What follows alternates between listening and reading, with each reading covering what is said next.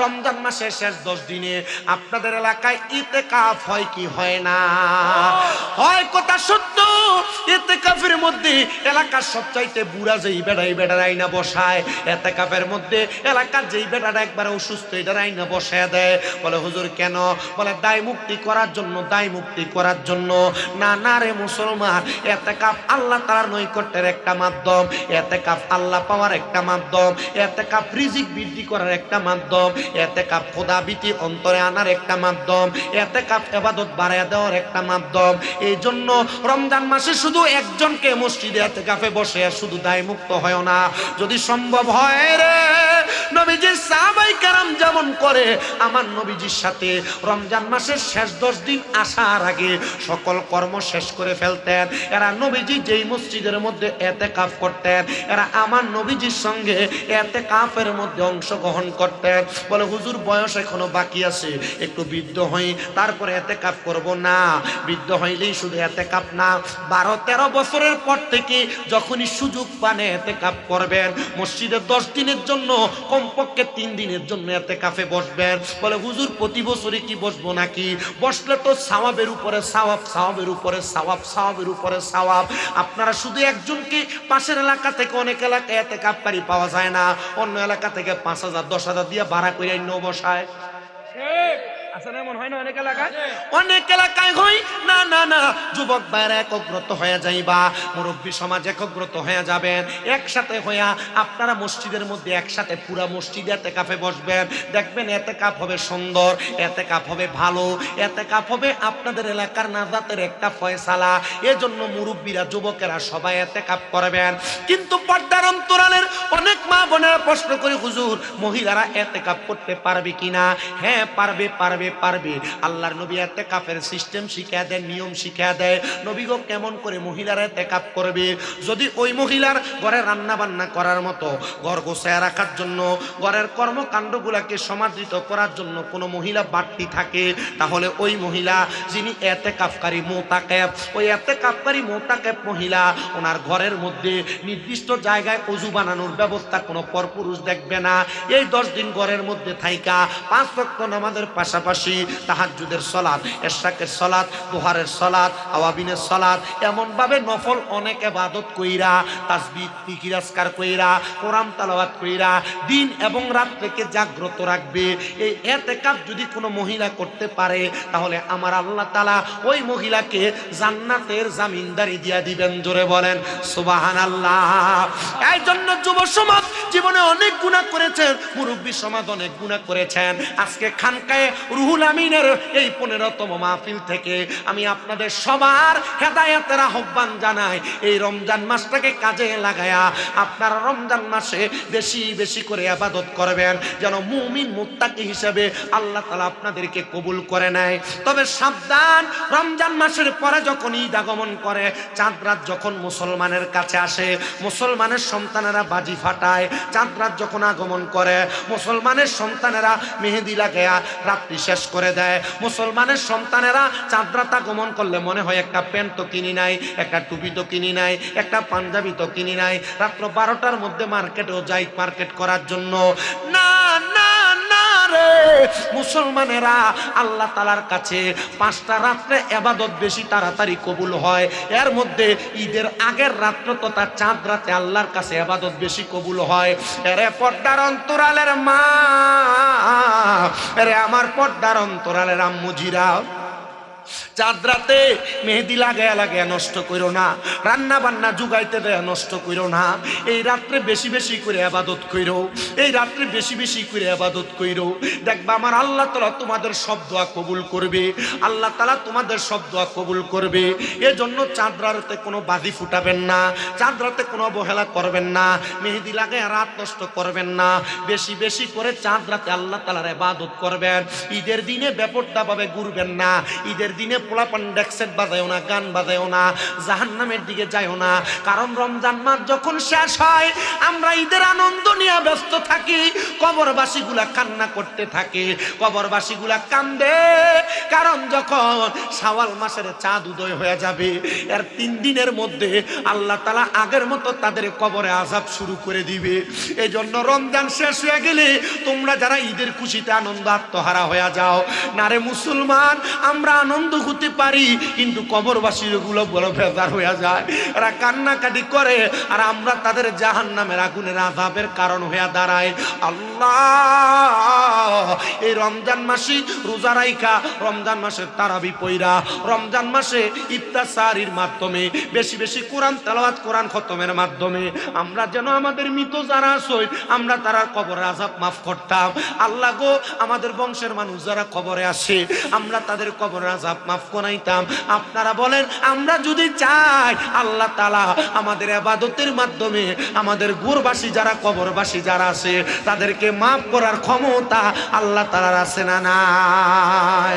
ওরে সুদে ঘুষে জীবন কাটে, কপালে তার দাগ, মক্কাতে যায় হজ করিতে লাগায় হাজি সাহেব, সাধুকানে বৈশা হাজি টেলিভিশন চাই, আমাদেরই কপালেতে শান্তি বুঝি নাই। এত দুঃখ রাখবো কোথায়, রাখার জায়গা নাই, আমাদেরই কপালেতে শান্তি বুঝি নাই। আপনারা বলেন এমন সুদখোর ঘুষখোর সমাজে আছে না নাই? বাবা একটু ইকুটা কমান না, আমি বক্তা বলার সাউন্ড আছে, ইকু কমান সাউন্ড দেন। এ বাবা শুধু সুদখোর আছে বললে চলবে না, সমাজের মধ্যে এমন অনেক সুদখোর আছে যারা প্রতি 1 লাখে মাসে মাসে, বছরে বছরে 1000 করে খায়, বছরে 30,000 করে খায়, 40,000 করে খায়। আপনারা বলেন এমন সুদখোর সমাজে আসেনি বাবা? আগে তো সম্মান বাঁচানো যাইতো, সুদখোর পুরুষ মানুষরা শুধু সুদ খায়, এখন শুধু পুরুষ মানুষরা সুদ খায় না, বাড়ি বাড়ি আমরা চাচিরা জেডিরা সুদে টাকা লাগায়। যদি যায় বলে চাচি দেখেন না 10,000 টাকা নিয়ে একটু দেন যায় আমরা একটা সপ্তাহ লাগা, বিড়িকে আমার কাছে টাকা নাই, আমার বইনে দিছিল এটা সাইল্লা দিবার লাগিয়া, এমন বইনের নাম দিয়া সুদের উপরে টাকা লাগায় এমন বেরিয়ে তো সমাজে।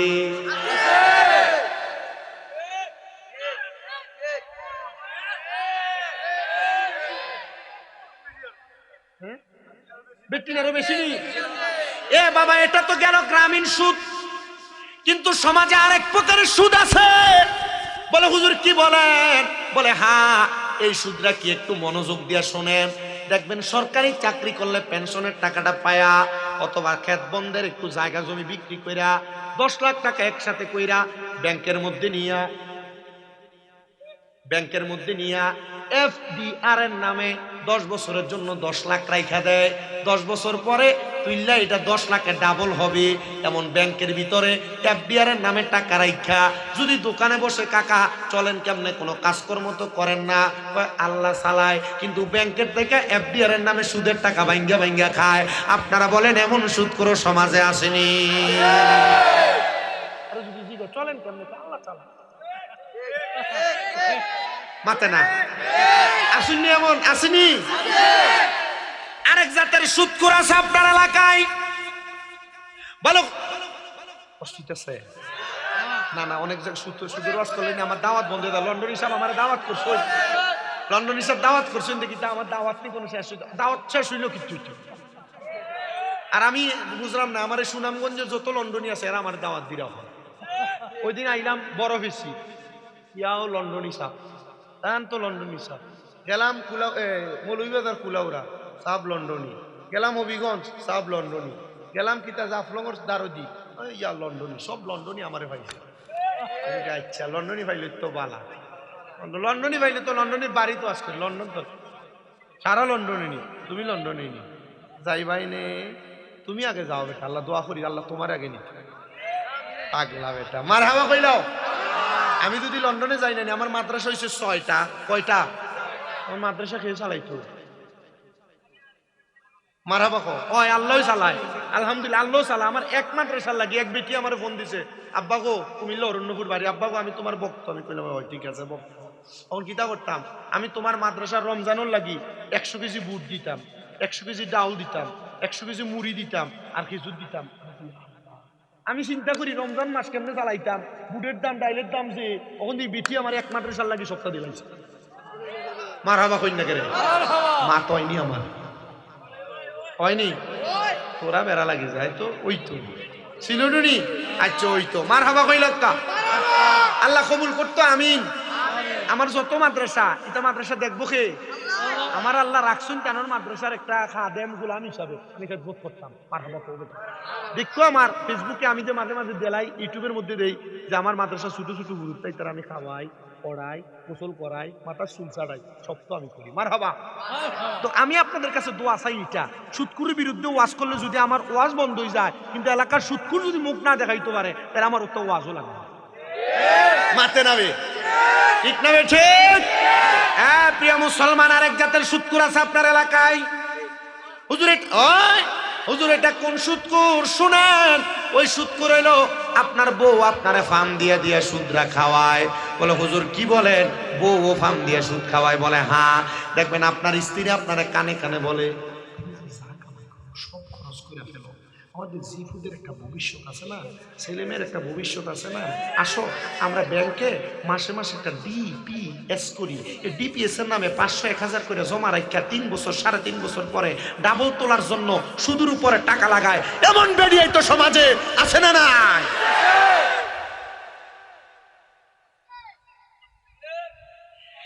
প্রিয় মুসলমানেরা, তোমরা যারা হারাম খাও, তোমরা যারা পরের হক মেরে মেরে খাও, সাবধান হও, সতর্ক হও। দান দি লাগাইনি আল্লাহ, তোমরা যতটা বাইর করো, আমি যদি যখন সবটা কইলাই নানি এটা আস্থা ব্যবসাও বন্ধ হইব সুদকুরে। এরা সুদকুর যারা আছে নানি তারা ব্যবসাতে লাল বাতি জ্বলবো। দান দিও সুদে টাকা লাগাইনি, বছরে বছরে নেওয়ার লাগাইনি, দান দিও লাগাই নানি, আল্লাহ বিচার করতে। আর এরা খাইল করতো ফাইল যাওয়ার দোকানও বইতারতো না। এরা চিন্তা করবে ইয়া আল্লাহ মাহবুদ মাহবুদ কোন বক্তা আনছি কুমিল্লার তুলে আমরা ইজ্জত পামচার করিয়া দিয়েছি। পামচার হইলে পামচার হয়েছে, আল্লাহ তোরার বিচার করতো। তোরা দুনিয়ার বিচার ন, দুনিয়ার বেজ্জুত, আখেরাতের বেজ্জুত হইস না। কথা কই না? দুনিয়ার বেজ্জুত হইলে তো বাঁচত, কিন্তু আখেরাতে বেজ্জুত হইলে তো জিভূতের সামনে ফিরাই, ছেলে মেয়ের সামনে ফিরাই, আখেরাতে মারো। আমরা কি আখেরাতে মার খাইতাম চাই না? আমরা চাই দুনিয়ার যত আযাব আমরা পাই, কারণ আর দুনিয়া সিজনুল, এটা জান্নাত না দুজকের মতো, কিন্তু দুনিয়া না আখেরাত মুমিনের লাগি জান্নাত। মারহাবা। প্রিয় মুসলমানেরা শুনেন, এবার অন্তরের কানটা লাগে শুনেন। যারা মুমিন, যারা মুত্তাকি, যারা ফরজগার, যারা নামাজি, যারা ইবাদতকারী, যারা মুত্তাকি বান্দা, ওই বান্দাগুলা দুনিয়ার কোন সাধারণ পাবলিকের মতো মারা যাবে না।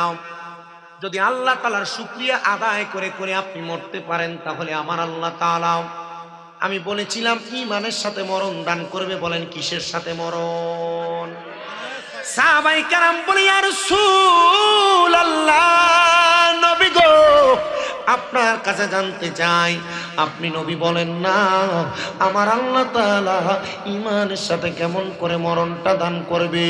নবী আমার বলেন উম্মত, ঈমানের সাথে যখন কোনো আল্লাহর বান্দা মারা যাবে, ওই বান্দাটা মারা যাওয়ার সময় আমার আল্লাহ ওই বান্দাটার সামনে মালাকুল মউত আজরাইলকে যখন প্রেরণ করবে, আজরাইলকে প্রেরণ করার আগে আমার আল্লাহ ওই বান্দাটার সামনে 2টা ফেরেশতা প্রেরণ করবে। যদি বান্দা ঈমানদার হয়, যদি বান্দা মুত্তাকি হয়, যদি বান্দা ফরজগার হয়, যদি বান্দা নামাজি হয়, যদি বান্দা রোজাদার হয়, যদি বান্দা মা বাবার খাদেম হয়, যদি বান্দা দিনের প্রহরী হয়, তাহলে আমার আল্লাহ বান্দার সামনে 2টা ফেরেশতা প্রেরণ করবে।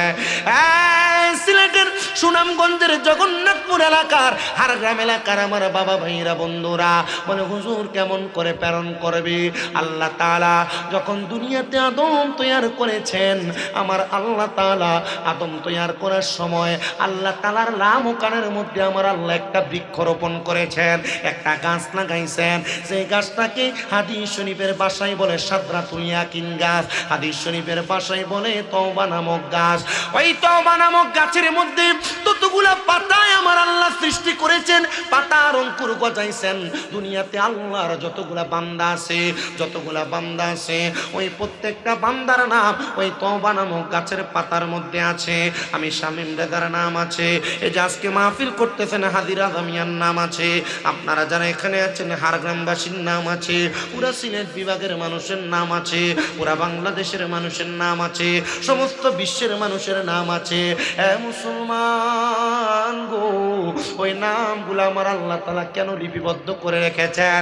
সাহাবায়ে কেরাম প্রশ্ন করেন, ইয়া রাসূলুল্লাহ, ইয়া হাবিবাল্লাহ নবী, ওই তওবা নামক গাছের মধ্যে তো সবার নাম আছে, তো আল্লাহ গাছের পাতার মধ্যে নামগুলা কেন লিখে লিখে রাখলেন? বলে এইটা কারণে লিখে রাখলেন, ওই গাছের পাতা যখন ঝরে পড়ে যাবে আল্লাহ তাআলা মালাকুল মাউত আজরাইলকে ওই গাছের পাতার মধ্যে যার নাম লেখা থাকবে তার সামনে পাঠিয়ে দিবে। জোরে বলেন সুবহানাল্লাহ। আরে তওবা নামক গাছটি আছে, পাতায় পাতায় লেখা আছে মানুষের হায়াত। ওরে সেই পাতাটা ঝরে গেলে মৃত্যুর নিশান আসবে চলে, সেই পাতাটা ঝরে গেলে মৃত্যুর নিশান আসবে চলে, শেষ হইবে সকলের হায়াত, পাপী উম্মত কে করিবে পার, পাপী উম্মত কে করিবে পার, কঠিন হাসরের দিনে আখিরি নবীজি বিনে, পাপী উম্মত কে করিবে পার। নবী বলবে আবু বকর তুমি লও দুজকের খবর, উম্মত নিদু জকে যায় আমার। নবী বলবে আবু বকর তুমি লও দুজকের খবর, উম্মত নিদু জকে যায় আমার। কোথায় বাবা উসমান গনি তুমি লও কাউসারের পানি, উম্মতের করাও না আহার। ফুলসে রাতের কঠিন পুলে হযরত ওমর যাও না চলে, আলী যাও মিদানে রোপাল্লায়, পাপী উম্মত কে করিবে পার, পাপী উম্মত কে করিবে পার। বলো কঠিন হাসরের দিনে আখিরি নবীজি বিনে, পাপী উম্মত কে করিবে পার, পাপী উম্মত। জবান খুলে জোরে জোরে বলে না, পাপী উম্মত কে করিবে। হে মুসলমান, হে নবীর উম্মতের দলেরা, এবার যখন গাছের পাতাটা ঝরে পড়ে যাবে আমার আল্লাহ তাআলা মালাকুল মাউত আজরাইলকে পাঠিয়ে দিবে। আজরাইল যখন আসবে গো বাবা, আজরাইলের সাথে আল্লাহ তাআলা দুইজন ফেরেশতা আগমন করবে। ওই দুইজন ফেরেশতা আগমন কইরা বান্দার সামনে দাঁড়িয়ে থাকবে। আজরাইল এসে বান্দার শরীরের মধ্যে হাত দিবে রূহ নেওয়ার জন্য। যখন হাতটা দিবে বান্দার বুকের মধ্য থেকে দুইটা ফেরেশতা ডাক দিয়ে বলবে, আজরাইল রে, এই বান্দার রূহ তুমি বুক দিয়ে নিতে পারবা না। বলে কেন পারবো না? বলে বান্দার বুকের মধ্যে আল্লাহ নবীর প্রেম আছে, আল্লাহ নবীর ভালোবাসা আছে, আল্লাহ নবীর মোহাব্বত আছে। এবার আজরাইল হাতটা সরাইবে, এবার আজরাইল আবার বান্দার মুখের মধ্যে হাত দিবে রূহটা নেওয়ার জন্য। প্রিয় মুসলমানেরা শোনো না, শোনো না, যখন বান্দার কপালের মধ্যে হাতটা দিবে বান্দার কপালের মধ্য থেকে জবাব দিবে, রে আজরাইল আলাইহিস সালাতু ওয়াস সালাম, বান্দার কপাল দিয়া রূহ নিতে পারবা না। বলে কেন পারবো না? বলে বান্দে কপাল নিয়া আল্লাহু আকবার বলে সিজদা দিয়েছে, বান্দা পড়েছে সুবহান রাব্বিয়াল আলা, সুবহান রাব্বিয়াল আলা, সুবহান রাব্বিয়াল আলা। বান্দা আল্লাহর বরত্ব প্রকাশ করেছে, এই জন্য বান্দার কপাল দিয়া রূহ নিতে পারবা না। মুসলমানেরা, তোমরা যারা নামাজ পড়ো না, তোমরা যারা সিজদা দাও না, মসজিদে তোমাদেরকে হাইয়াল আসসালা বলে ডাকা হয়, হাইয়াল আল ফালা বলে কল্যাণের দিকে ডাকা হয়। তোমরা যারা ডাকে সাড়া দাও না, মসজিদের একামতে ডাকা হয়, তোমরা যারা সাড়া দাও না, তোমরা যারা সিজদা দাও না, তোমরা যারা আল্লাহর বরত্ব প্রকাশ করো না, তোমাদেরকে ধরা হবে রে, এমন ভাবে ধরবে রে বান্দা তুমি উপায় থাকবে না, উপায় থাকবে না, উপায় থাকবে না। বলে হুজুর কেমন করে ধরবে? আমরা একটু জানতে চাই, আমরা একটু শুনতে চাই। আব্বাজি, আল্লাহ যখন আদম বানায় নাই, আদম বানানোর জন্য আমার আল্লাহ তাআলা দুনিয়াতে আদম তৈয়ার করার জন্য হযরত জিবরাইল আমিন, দিনার একটা নাম রুহুল আমিন, আজকে খানেকার নামে নামে নাম মারহাবা। জিবরাইল আমিনের একটা নাম কি? রুহুল, মারহাবা কন্যা রুহুল, আরেকটা নাম জিবরাইল, মারহাবা কন্যা। আল্লাহ তাআলা খানকার নামে নাম, ফেরেশতার নামও মারহাবা কন্যা, মারহাবা। এ বাবা একটু গভীর মনোযোগ দিয়া শোনেন। আল্লাহ তাআলা জিবরাইল আমিনকে দুনিয়াতে পাঠাইলেন, মিকাইল ফেরেশতাকে পাঠাইলেন, হযরত ইসরাফিল ফেরেশতাকে পাঠাইলেন। জিবরাইল ফেরেশতা হলো বড় দূত, মিকাইল ফেরেশতা হলো খাদ্যদানকারী দূত, ইসরাফিল ফেরেশতা হলো সিংহায় ফুট দেওয়া দূত ফেরেশতা, আর আজরাইল ফেরেশতা হলো জান কবজকারী, এখনো হয় নাই হবে। তিনজন ফেরেশতা যখন দুনিয়াতে আসছেন মাটি নেওয়ার জন্য, আমাদেরকে বানাবে না, আমাদের আদি পিতা হযরত আদমকে বানাবে। বানানোর জন্য যখন মাটির মধ্যে হাত দিলেন জিবরাইল, মাটির মধ্যে হাত দিলেন মিকাইল, মাটির মধ্যে হাত দিলেন ইসরাফিল, হাত দেওয়ার সাথে সাথে মাটি কান্না করে উঠছে। মাটি ডাক দিয়া কয়, রে ফেরেশতা, আমি মাটিরে নিয়ে যাইও না। বলে কেন নিব না? বলে আমি মাটিরে যদি নিয়ে যাও, আল্লাহ মাটি দিয়ে আদম বানাইবো, আদম মারামারি করবে, আদম কাটাকাটি করবে, আদম অয়াস্তিকুদ দিমা রক্ত চলাচল করবে। আদমকে নিয়ে যাইও না, আদম বানানোর জন্য আমাদেরকে নিও না। মাটি কান্না করে দিছে। তিন ফেরেশতা মাটির কান্না সহ্য করতে পারে নাই, মাটি নেওয়া বন্ধ করে তিন ফেরেশতা আল্লাহর কাছে অপারগতা প্রকাশ করেছে। আল্লাহ মাটি কান্না করেছে জন্য আনি নাই। আল্লাহ কয় আমার সবচাইতে দুর্বল ফেরেশতা আজরাইল আমিনকে ডাক দাও। আজরাইল আগমন করলো। আজরাইল বলে আল্লাহ হুকুম করেন, আপনার হুকুম মানতে আমি বাধ্য, আপনার গোলাম, আপনার সৃষ্টি, আপনার মাখলুকাত। আল্লাহ বলে ফেরেশতা আজরাইল, তিনজনকে পাঠাইলাম, তুমিও যাও মাটি নিয়ে আসো। তিনজন আনতে পারে নাই। আজরাইল দুনিয়াতে আসলেন, ডাইরেক্ট একটা খাবলা মারলেন মাটির মধ্যে, একটা খাবলা মাইরা আজরাইলের হাতের মধ্যে মাটি নিলেন 40 মণ। কয় মণ? আচ্ছা এবার আপনারা বলেন, ওই বোতলটাতে পানি আছে কয় লিটার? তুরে সবাই বলে না বাবা, ধরে বলেন কয় লিটার? এটাতে যদি আমি চেষ্টা করি 10 লিটার রাখতে পারবো, এটাতে যদি চেষ্টা করি 1 লিটার রাখতে পারবো। তার মানে হাফ লিটারের বোতলে হাফ লিটার পানি আটে। আজরাইলের হাতটা কত বড় চিন্তা করেন, এক হাতের খাবলায় 40 মণ মাটি আছে।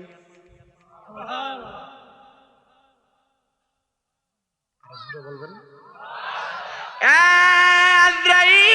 আজরাইল রে, একটা খাবলা দিয়া 40 মণ মাটি উঠাইছ। এত বড় হাত, এত বড় হাত। আচ্ছা 40 মণ মাটি যেই হাতে আটে, ওই হাত যদি আপনার আমার মুখের উপরে, বুকের উপরে, গায়ের উপরে রাখা হয়, থাকবো? সেটাই তো না। ওরে প্রাণ পাখি উড়ে যাবে পিঞ্জর ছেড়ে,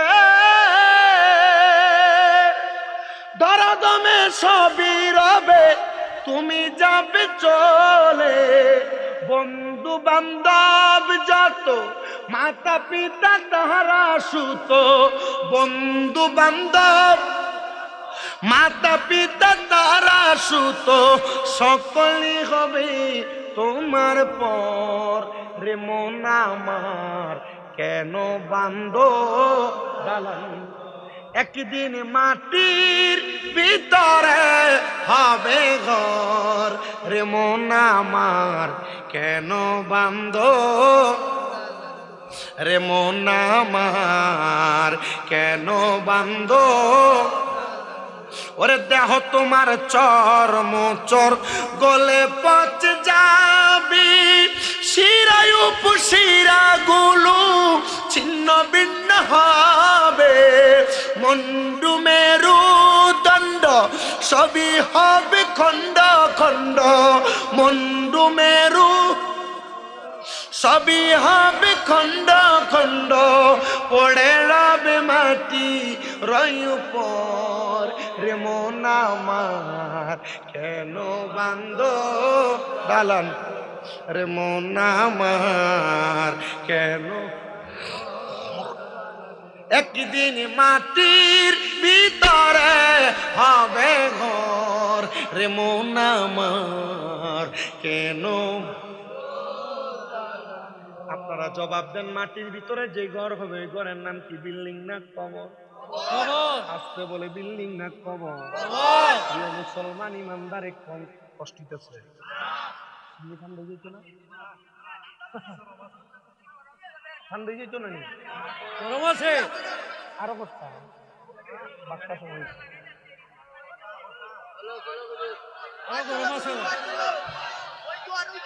1.5 ঘন্টা হয়েছে। আমার যত টাইম ওয়াজও শেষ তো আমি বাড়ির যাইতাম নাইনি, আমি বুট দিতাম নাইনি, বুট দেওয়ার শখ কি আমার নাইনি, আমি বাড়ির যাইতাম। সারি দাও সিলুডিও সারি দাও আরো করতাম।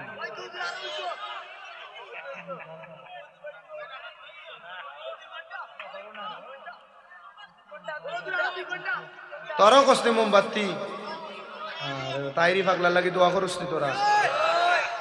আরে পাগলা আছে বড় বেশে বা।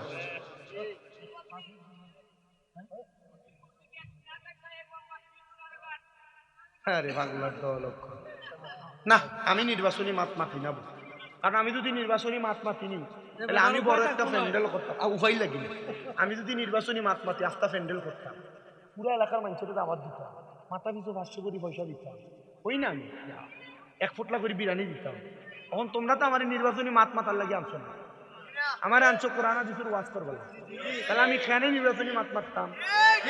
যে মোল্লারে দেখবা ইনস্টিটিউটটা নির্বাচনী মাত মাতে বুঝবাতে তার মতলব খারাপ। আমি আল্লাহ মাতি না, বাদে পরের দিন আইয়া দিকে বল লন্ডনী সাহেব তুমি তো মোল্লা আনছো কিতা নির্বাচন করবার লাগে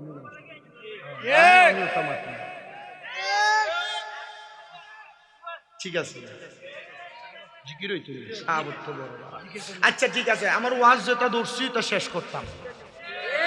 কে রাজি আছো? তাকবীর।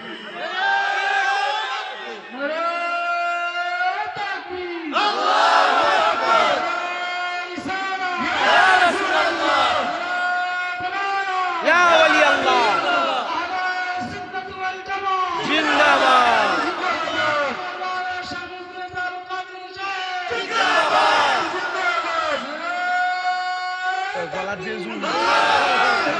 মারহাবা কো। এবার আজরাইলের হাতের বর্ণনা দেন, যে আজরাইলের হাত এত শক্ত এত বড়, ওই হাত যদি আপনার আমার মুখে বুকে রাখা হয় এটা কি থাকবে না চ্যাপ্টা হয়ে যাবে? প্রিয় মুসলমানেরা শুনেন এবার অন্তরে কান লাগায়াম। আজরাইল আমিন আপনার আমার মুখের মধ্যে হাত রাখবে রূহটা নেওয়ার জন্য, কিন্তু কপালের মধ্যে থেকে জবাব দিবে রে ফেরেশতা আজরাইল, বান্দার রূহ তুমি কপাল দিয়া নিতে পারবা না। এ বুড়া বাবারা, আপনারা যারা দুনিয়ার জমিনে বয়স বড় হয়েছে নামাজ পড়েন না, আপনাদের জন্য ওয়াজটা করতেছি। যারা যুবক হয়েছ নামাজ পড়ো না, তোমাদের জন্য ওয়াজটা করতেছি। তখন কপালের মধ্য থেকে যদি নামাজি হয়ে থাকো জবাব দিবেন ফেরেশতা আজরাইল, এই বান্দার কপাল দিয়ে তুমি রূহ নিতে পারবা না। বলে কারণ কি, কেন নিতে পারবো না? বলে বান্দা রূহটা না নেওয়ার কারণ হলো একটা। বলে কেন? বলে বান্দা এই কপাল দিয়া আমার আল্লাহ তাআলার সেজদা প্রদান করেছে, আল্লাহকে সেজদা দেওয়ার কারণে এই জন্য বান্দার রূহ তুমি নিতে পারবা না, রূহ তুমি কবজ করতে পারবা না। আরে আমার এলাকার বাবাজিরা বন্ধুরা, আমার এই সুনামগঞ্জের জগন্নাথপুর এলাকার আর গ্রাম এলাকার বন্ধুরা, আপনারা যারা জান্নাতের বাগানের তকরির বয়ান শ্রবণ করতেছেন, আমি আপনাদের জন্য আমার বয়ানের ধারাবাহিকতা একটু বজায় রাখতেছি। এবার আজরাইল চলে যাবে, দ্বিতীয়বার আজরাইল আর রূহ কবজ করবে না। আজরাইল আলাইহিস সালাতু ওয়াস সালাম যখন চলে যাবে, এবার দ্বিতীয়বারের পরে তৃতীয়বার আজরাইল আবার আগমন করবে বান্দার রূহটা নেওয়ার জন্য। রূহ নেওয়ার জন্য বান্দার ডান বাহু বরাবর হামলা করবে রূহটা নেওয়ার জন্য। বান্দার ডান দিক থেকে জবাব দিবে, রে আজরাইল, বান্দার ডান দিক দিয়ে তুমি রূহ কবজ করতে পারবা না। বলে কেন পারবো না? বলে বান্দার ডান হাতের মধ্যে বান্দার দান আছে, সদকা আছে, এজন্য বান্দার ডান হাত দিয়ে রূহ কবজ করা যাবে না। আজরাইল তৃতীয়বার ফিরে যাবে, আবার চতুর্থবার বান্দার কাছে আগমন করবে। আগমন কইরা বান্দার রূহটা নেওয়ার জন্য বান্দার বাম বাহুতে হাত বাড়াইয়া দিবে। আজরাইলকে 2টা ফেরেশতা ডাক দিয়া বলবেন, রে আজরাইল আলাইহিস সালাতু ওয়াস সালাম, তুমি কি জানো এই বান্দার অবস্থা কেমন? কারণ বান্দা লা ইয়াস্তাউই আসহাবুন নারি ওয়া আসহাবুল জান্নাহ, আসহাবুল জান্নাতি হুমুল ফাইজুন। বান্দা জাহান্নামী এবং জান্নাতীদের কথা চিন্তা করেছে, কারণ জান্নাতি আর জাহান্নামীরা একরকম নয়। আসহাবুল জান্নাতি হুমুল ফাইজুন, যারা জান্নাতি তারা সফল কাম, যারা জান্নাতি তারা নেয়ামত প্রাপ্ত। এ ফেরেশতা, তোমার কাছে বারবার আবদার, তুমি বান্দার বাম দিক দিয়ে রূহ কবজ করবা না। বলে কেন রে, কেন কবজ করব না? বলে বান্দার বাম হাতের মধ্যে তার মা বাবার খেদমত আছে। যখন এই কথা বলা হবে, এই কথা বলার সাথে সাথে বান্দার বাম হাতের কাছ দিয়া আজরাইল রূহ কবজ করবে না, আজরাইল অপেক্ষা করবে আর ডাক দিয়া বলবে, আল্লাহ, ও দয়াল আল্লাহ, আল্লাহ গো, বান্দার রূহ তো কবজ করতে পারি না। বান্দার বুকে হাত দিলাম, বান্দার কপালে হাত দিলাম, বান্দার ডান হাতে হাত দিলাম, বান্দার বাম হাতে হাত দিলাম। আল্লাহ বলবে, রে ফেরেশতা, বান্দার রূহ তো তুমি এভাবে কবজ করতে পারবা না। বলে কেন, কেন? বলে বান্দা ইমানদার হওয়ার কারণে ইন্তেকাল করার সময় বান্দা কালেমা পড়তে পড়তে মারা যাবে।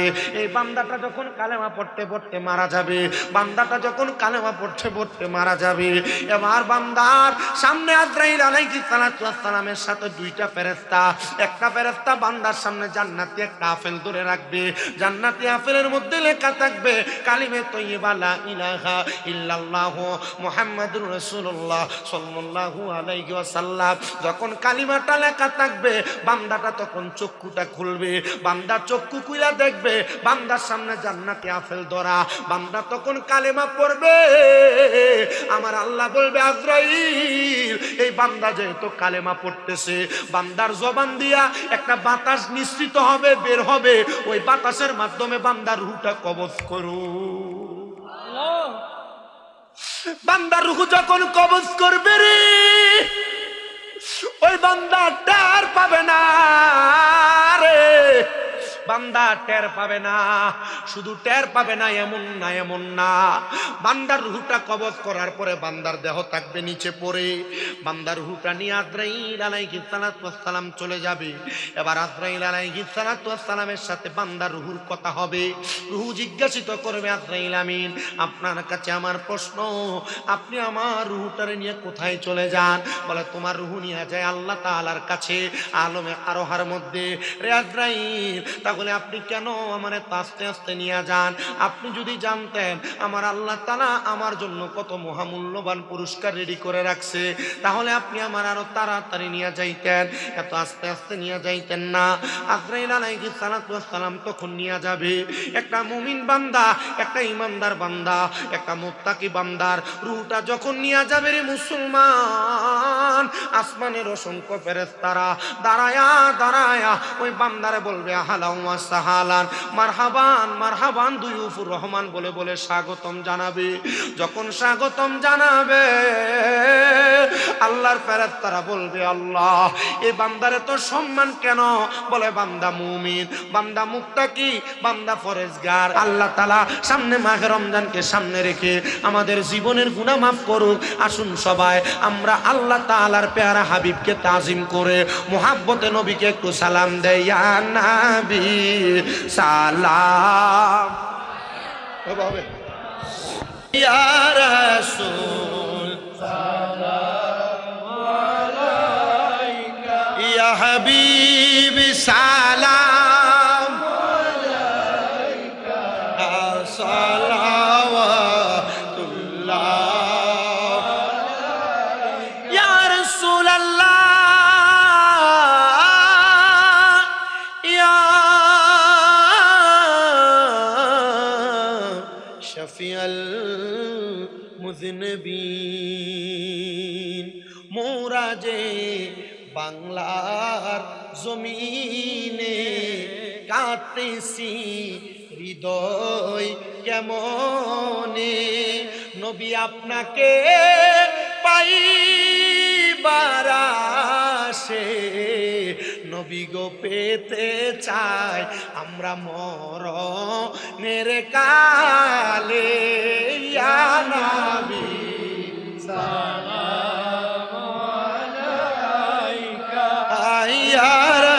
রাসূল আয়া হাবিব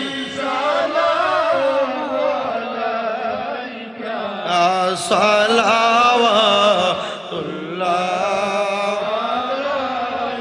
সাল্লু ইয়া কামুবা সাল্লু আলা সদরুল আমিন মুস্তাফা মাজা ইলাহিগা মসজিদের পাশে আমার খবর দিও কইরাই আমার জায়গা হবে নি এলাকাবাসী রে আমি যেদিন যাব মারা দুনিয়া ছাড়িয়া ভাই বন্ধু আত্মীয় স্বজন যাবে রে বলিয়া ওরে কষ্ট হইল 3.5 হাত মাটি দিও কইরাই আমার জায়গা হবে নি আমার জায়গা হবে নি আমার মরা লাশের লাইগা মসজিদের পাশে আমার খবর দিও কইরাই আমার জায়গা হবে নি জগৎবাসীর আমি যেদিন যাব মারা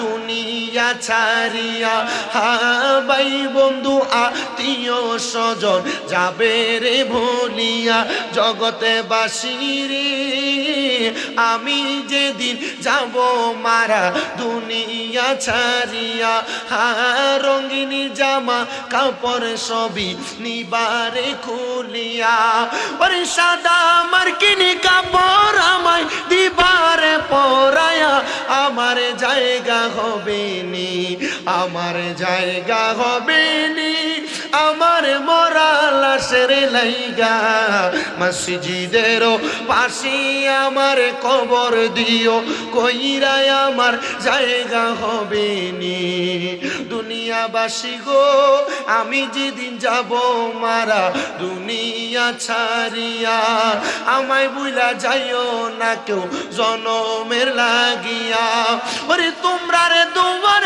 মাঝে শরীক রাখিবা করিয়া আমার জায়গা হবে নি আমার জায়গা হবে নি আমার মরা লাশের লাইগা মসজিদের পাশে আমার কবর দিও কইরাই আমার জায়গা হবে নি কোন আল্লাহু আকবার আল্লাহু আকবার আরেকটা কি জানো কইছি না না আল্লাহ তো দোয়া দিলে তো দোয়া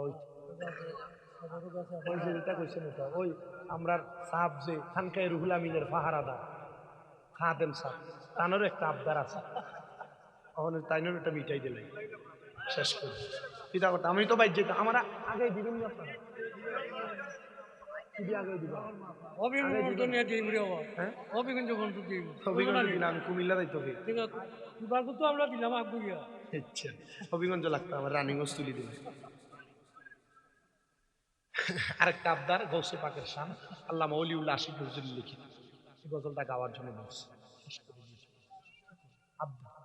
আমার আবদার আমি আদান দেই না আমার জীবনও দিছি না আমি মাফি দাও এটা তোমরা আমি আদান দেই না ওলিদের ওলি যিনি গাউসুল আদম জিলানী ওলিদের ওলি যিনি গাউসুল আদম জিলানী বাগদাদে জন্ম কুতুবে রাব্বানী গাউসে বাগদাদে জন্ম কুতুবে রাব্বানী বলো ওলিদের ওলি যিনি গাউসুল আজম জিলানী ওলিদের ওলি যিনি গাউসুল আজম জিলানী বাগদাদে জন্ম কুতুবে রাব্বানী গাউস বাগদাদে জন্ম কুতুবে বংশ তোমার হাসান হুসাইনি তুমি হইলা মা ফাতেমার নয়নের মনি বলেন বংশ তোমার হাসান হুসাইন আইরে তুমি গাউস মা ফাতেমার নয়নের মনি দয়ার নজর দাও গো আমায় ও গো গাউস সামদানি দয়ার নজর দাও গো আমায় ও গো গাউস সামদানি বাগদাদে জন্ম কুতুবে রাব্বানী নি বলেন বাগদাদে জন্ম কুতুবে তোমার কাঁধে নবীজির কদম সব অলিদের কাঁধে তুমি গাউসের কদম। এটা আমাদের সুন্নি আলেম মাওলানা ওলিউল্লাহ আশিক হুজুরের লেখা, উনি খুব মোহাব্বত করে লেখছে। বলেন তোমার কাঁধে নবীজির কদম সব অলিদের কাঁধে তুমি গাউসের কদম। মুর্দা কলব জিন্দা করো ও গো গাউসে সামদানি, মুর্দা কলব জিন্দা করো ও গো গাউসে সামদানি। বাগদাদে জন্ম কুতুবে রাব্বানি, গাউসে বাগদাদে জন্ম কুতুবে। শেষবার অলিদের অলি যিনি গাউসুল আজম জিলানি, অলিদের অলি যিনি গাউসুল আজম জিলানি। বাগদাদে জন্ম কুতুবে রাব্বানি, গাউস বাগদাদে জন্ম কুতুবে।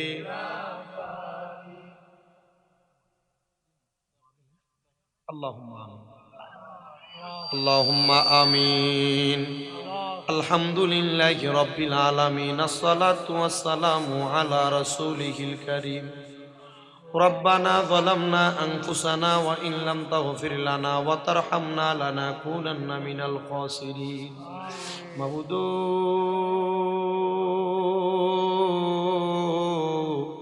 ও দয়াল আল্লাহ, একটু রহমতের নজর কইরা তাকিয়ে দেখেন গো আল্লাহ।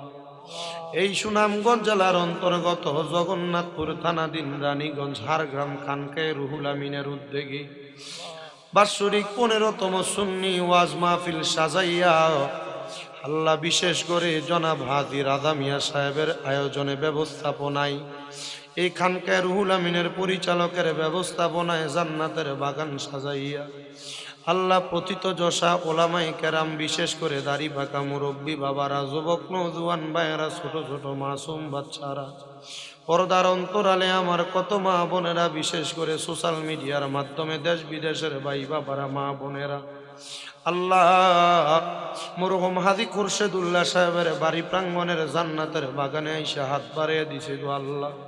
যার হাত তোমার দরবারে মায়া লাগে, পছন্দ কই, ওই হাতের উসিলাই আমাদের প্রত্যেকের জীবনের গুনাহ তুমি মাফ করে দাও আল্লাহ। তুমি যদি আমরারে মাফ করে দাও, কারোর কাছে কোনো জবাবদিহিতা করা লাগবে না। যদি রহমত দিয়া ভরপুর করে দাও আল্লাহ, তোমার রহমতের কোনো কমতি হবে না। তোমার রহমানুর রাহিম নামের খাতিরে আমাদের প্রত্যেকের জীবনের গুনাহ তুমি আল্লাহ ক্ষমা করে দাও আল্লাহ। ফরিয়াদ তোমার দরবারে গো মনিব আল্লাহ। আজকের মুনাজাতে কে জানি গাত বাড়াইছে, কার জানি জগতের মধ্যে আব্বা নাই। যেই বাবা রিক্সা চালাইয়া, মাটি কাইটা, নৌকা চালাইয়া, মাঠে ঘাটে কাজ কইরা সন্তানরে মানুষের মতো মানুষ বানাইছে। আল্লাহ কার জানি এমন বাবা কবরে, আব্বার কবর জান্নাতের বাগান বানায়া দাও আল্লাহ। কে জানি হাত বাড়াইছে, কার জানি দুনিয়াতে মা নাই। মা গো, যেই মা 10 মাস 10 দিন গর্ভে ধারণ কইরা সন্তান রে মানুষের মতো মানুষ করেছে গো আল্লাহ। কে জানি এমন মা হারাইয়া আজকের এই জান্নাতের বাগান হারগাম খানকায় রুহুল আমিনের মধ্যে হাত বাড়াইছে আল্লাহ। যাদের এমন মা কবরে, বাড়িতে দেয়া সবার মুখ দেখবো, কিন্তু জনম দুঃখী মার মুখটা দেখতো না আল্লাহ। এমন মা যাদের কবরে, তাদের মার কবর জান্নাত বানিয়ে দাও। অনেক সন্তানেরা হাত বাড়াইছে, মাও নাই বাবাও নাই, একবার এতিমের মতো হাত বাড়াইছে আল্লাহ। মরিয়া গিয়াছেন আল্লাহ যারার মাও বাপ, মাফ করিয়া দেন না গো আল্লাহ কয়বরের আল্লাহ। আম্মাই আব্বা চইলা গেছে আল্লাহ, যারা রে ফালাইয়া তারারে রাইখা গো গেছে কান্দিবার লাগি আল্লাহ। যাদের মা বাবা কবরে, তাদের মা বাপরে তুমি মাফ করে দাও আল্লাহ যাদের মা বাবা বেঁচে আছে হায়াতে বরকত দান করে দাও, যাদের মা বাবা অসুস্থ তাদের মা বাবাকে সুস্থ করে দাও। আমার মা আজকে 9 মাসের উপরে 10 মাস চলতেছে অসুস্থ, তুমি আমার আম্মুরে সুস্থ বানায়া দাও। আল্লাহ ফরিয়াদ তোমার দরবারে, এখানে যারা হাত বাড়াইছে প্রত্যেকের ব্যবসা বাণিজ্য কাজ করবে বরকত দান করে দাও। আল্লাহ প্রত্যেককে রোগ থেকে বিমারি থেকে শেফা দান করে দাও। বিশেষ করে মাহফিলে যত টাকা পয়সা দন দৌলত দিয়া সিন্নির জন্য সহযোগিতা কইরা, বিশেষ করে মাইক দিয়া, লাইট দিয়া, প্যান্ডেল দিয়া, মিডিয়ার বাই সহ সম্মানিত শ্রোতা মণ্ডলী, পুরুষেরা, পর্দারালের মা বোনের, আল্লাহ সবাইকে তুমি কবুল করে নাও। আল্লাহ অনেক প্রবাসী ভাইয়েরা বিদেশ থেকে দোয়া চায়, আমার প্রত্যেক প্রবাসীদের খাস দোয়া তুমি কবুল করে নাও। প্রবাসীদের কামাই রুদিতে তুমি বরকত দান করে দাও। অনেক প্রবাসীদের আকামানে আকামার ব্যবস্থা করে দাও। আল্লাহ অনেক প্রবাসীরা সিটিজেনশিপ পাচ্ছেন, আল্লাহ তাদেরকে সিটিজেনশিপ দিয়া তুমি তাদের কলিজা ঠান্ডা করে দাও। অনেক প্রবাসীদের কাজ কাম নেই, কাজ কাম দিয়া তাদের কলিজা ঠান্ডা করে দাও। আল্লাহ বিশেষ করে সোনার বাংলাদেশের উপর তোমার খাস রহমত বরকত দান করে দাও। আগামী 12 তারিখ বাংলাদেশ জাতীয় নির্বাচন, আল্লাহ নির্বাচন যেন সুষ্ঠুভাবে হয় আর দেশের মানুষের মাঝে কোনো বিশৃঙ্খলা না হয়। আল্লাহ এইটার উসিলায় তুমি বাংলাদেশকে তুমি কবুল করো। আল্লাহ ফরিয়াদ তোমার দরবারে, জনাব হাদি রাজা মিয়া সাহেব, খানকে রুহুল আমিনের পরিচালক সহ যারা যারা জান্নাতের বাগানে উপস্থিত হয়েছে প্রত্যেককে তুমি কবুল করো। এখানকার যারা খেদমত করে, যারা মাহফিল করে, যারা নামাজ পড়ে, প্রত্যেকের নামাজ ইবাদত তুমি কবুল করো। আমাদের প্রত্যেকের মরণের আগে বারবার মক্কা মদিনা তাওয়াব জিয়ারত নসিব করো।